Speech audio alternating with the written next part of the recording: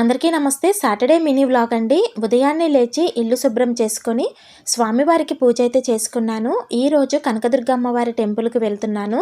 గుడికి వెళుతూ అమ్మవారికి చీర, జాకెటు, పసుపు, కుంకుమ, గాజులు, పువ్వులు పెట్టి తాంబూలాన్ని సమర్పించడానికి అన్నీ సిద్ధం చేసుకొని తీసుకొని వెళ్తున్నాను. అమ్మవారికి ఇప్పుడు ఈ తాంబూలాన్ని ఎందుకు సమర్పిస్తున్నానంటే, నాకు 2 రోజుల క్రితము అమ్మవారి విగ్రహం కలలో కనిపించిందండి. ఆ కలలో నేను అమ్మవారి చేతులకు మట్టి గాజులు వేస్తున్నట్టు వచ్చింది. ఆ దుర్గమ్మ తల్లి అడిగి మరీ నాతో గాజులు వేపించుకుంటుంది. ఎంత అదృష్టమో కదా. అందుకే ఒకసారి అమ్మను దర్శించుకొని అమ్మకు ముత్తైదు తాంబూలాన్ని సమర్పించి వచ్చాను.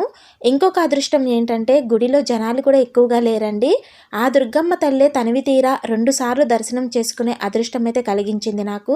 ఆ చల్లని తల్లి అనుగ్రహం మనందరి మీద ఉండాలని మనస్ఫూర్తిగా కోరుకుంటున్నాను.